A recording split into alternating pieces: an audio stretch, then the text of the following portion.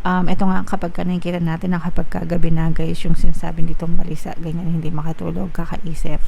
This is so true mga kapiksi, kasi parang every time na pumipikit siya, ganyan, ikaw yung naiisip niya, ikaw yung nakikita niya sa kanyang isipan mga kapiksi. Alright? And na-realize na ng person mo kung gaano kaka-importante sa kanya, mga kapiksi, pero parang right now gusto niya rin mag-focus dun sa kanyang abundance, sa kanyang finances, sa kanyang tawag dito, kaperahan, trabaho, negosyo, ganyan.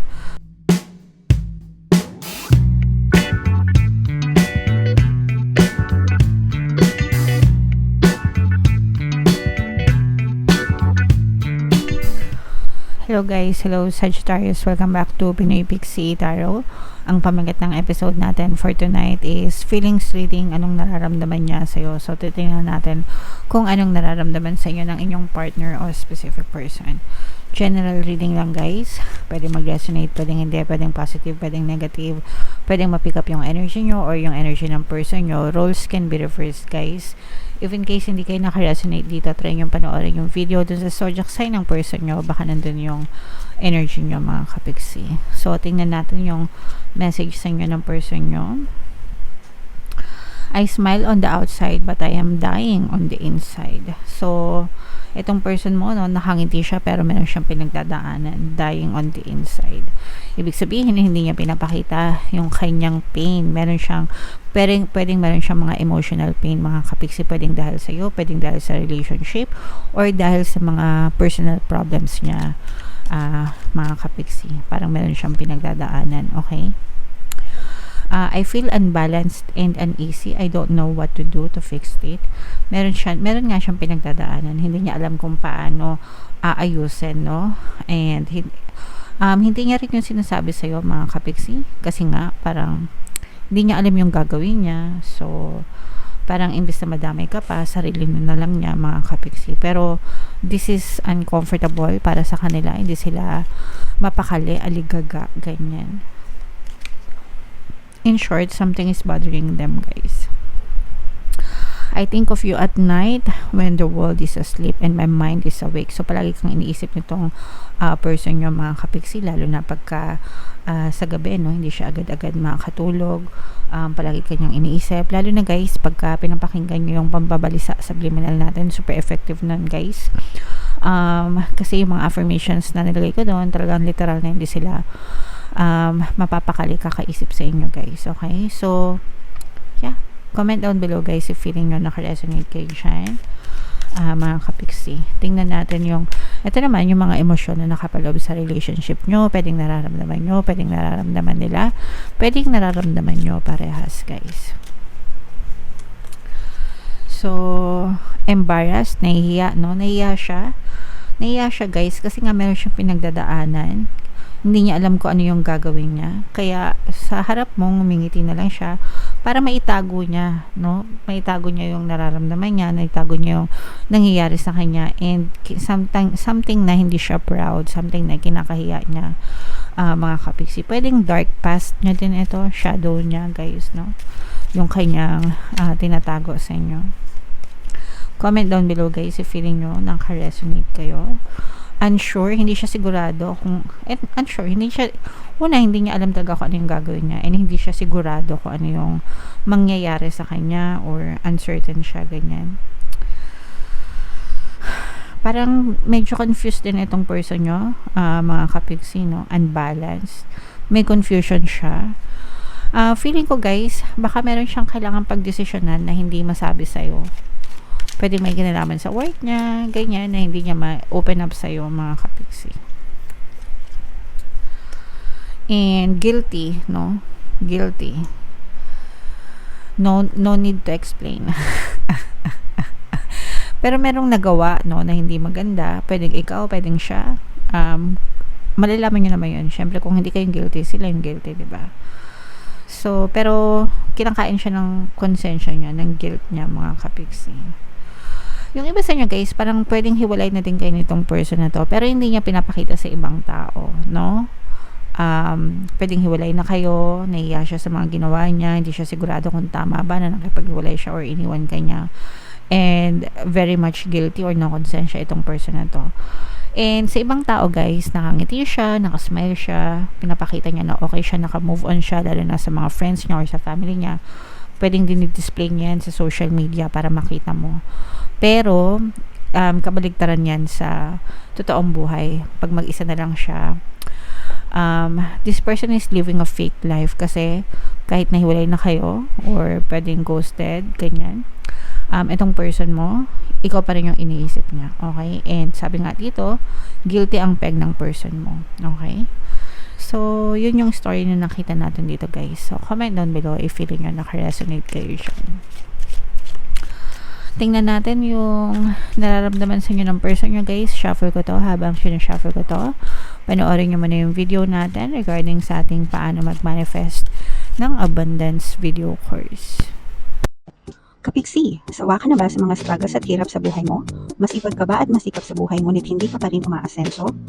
Ilang beses ka na bang nag-attempt mag-negosyo at mag-invest pero palagi ka pa rin nalulugi? Sa pagkakataon na ito ay maaaring may subconscious beliefs ka na nagiging balakid sa iyong pag-unlad at pagyaman. Introducing, paano mag-manifest ng abundance video course. Dito ay matututunan mo ma-overcome ang mga balakid mo para tuluyan ka ng umunlad, umasenso, sumagana, maging matagumpay, successful at maswerte sa iyong kabuhayan, pera, trabaho, negosyo sa labi at kaperahan ng bonggang-bongga. Dali, mag-send na ng email sa pinoypixie@gmail.com at simulan na ang iyong pagyaman ngayon. Alright, so sa lahat ng gusto mag-avail ng course guys, may time promo ngayong July. Magbibigay ako ng 500 pesos na discount until July 31 guys. So avail nyo na, sobrang ganda. And meron din tayong bagong course paano mawala ang third party at magkaroon ng harmonious na relationship. Para mawala yung mga kabit ng mga jowa nyo guys, 30% discount until July 31. So avail nyo na guys, super ganda. So, eto mga kapiksi, Sagittarius guys, kaya represent ng King of Wands. Ito yung ating feelings energy. Meron tayong presence dito ng air sign, Aquarius, Gemini, Libra. For some of you, maaari may air element sa inyo, yung inyong person. Sa kanilang natal chart, baka ganyan yung zodiac sign nila. Pero nakikita natin dito guys na for some of you, no, nandun na kayo sa healing stage. Pwedeng, yung iba sa inyo guys, pwedeng hiwalay na ganyan. Pero itong person mo, nagsisisi siya sa mga ginawa niya sa'yo, okay? Pwedeng binlock ka na nitong person mo, no contact, ganyan. Pero, parang binlock ka na niya, pero parang gusto niyang magsimula ulit, okay? Pero napipigilan siya kasi parang hindi niya alam kung paano magsisimula ulit, mga kapiksi, okay? Parang gusto niya magsimula ulit, pero hindi niya alam kung paano magsisimula ulit, alright? And, itong person na to, parang nandun siya, parang gusto niya muna mag-heal din, at the same time, the same na nag-heal ka, parang gusto din ng person mo na mag-heal din siya on their own. Pero, ito nga, kapag ka nakikita natin na kapag kagabi na guys, yung sinasabing ditong balisa, ganyan, hindi makatulog, kakaisip, this is so true mga kapiksi, kasi parang every time na pumipikit siya, ganyan, ikaw yung naiisip niya, ikaw yung nakikita niya sa kanyang isipan mga kapiksi, alright? And, na-realize na ng person mo kung gaano kaka-importante sa kanya, mga kapiksi, pero parang right now, gusto niya rin mag-focus dun sa kanyang abundance, sa kanyang finances, sa kanyang tawag dito, kaperahan, trabaho, negosyo, ganyan. Parang doon niya binubuhos yung kanyang attention mga kapiksi, kasabay ng kanyang healing process, okay? Itong person mo, parang pinapagod niya yung sarili niya. Parang pinapagod niya yung sarili niya para pagpagod na siya, sa gabi yan, matutulog na lang siya. Ayan, no? Guys, balisa, hindi makatulog, hindi mapakali. May mga times na iniisip-isip niya yung mga past niyo, mga kapiksi, yung mga happy memories niyo together. Yes, this is trap. Ito yung guilty, mga kapiksi. Trap siya. Yan. So, nakikita na lumalabas na guys. Trap siya ng mga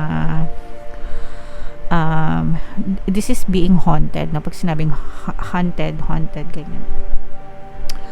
Parang hindi siya makatulog sa gabi kakaisip ng mga bagay na, mga hindi magagandang bagay na ginawa niya sa'yo, especially pagka sobrang laki ng kasalanan niya sa'yo, mga kapiksi. And nakita natin na malaki yung trust issues dito sa relationship. So, even if parang gusto niyang bumalik sa'yo, or even if parang mag-attempt siya na bumalik sa'yo, alam niya na malaki na yung nasirang tiwala dun sa relationship, and hindi niya alam kung anong gagawin. Yan, literal na hindi niya talaga alam kung anong gagawin. Siya mismo sumasakit yung ulo niya. So wait lang. Yan, I don't know what to do to fix it. Hindi niya alam kung paano magsasorry, hindi niya alam kung anong gagawin, hindi niya alam kung paano magsisimula, ganyan. So, and parang paulit-ulit, especially if nag-away kayo, let's say for example, nagkaroon kayo ng conversation, nag-away kayo, paulit-ulit na nagre-replay yun sa isipan nila, guys. Okay? So, inuusig ito ng konsensya niya, guys. So, yeah. Pwedeng hiwalay na kayo, pwedeng hindi, pwedeng in a relationship pa, pero nagkakaroon ng problema dun sa relationship, mga kapiksi. Alright?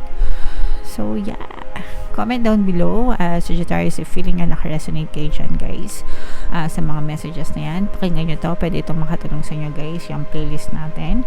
And ito naman yung ating success stories ng paano mag-manifest ng abundance video course. Click here to subscribe, guys, and click here to join our membership program. Thank you for liking, sharing, and subscribing. And see you again next time. I love you all, guys. Have a nice day. Bye-bye.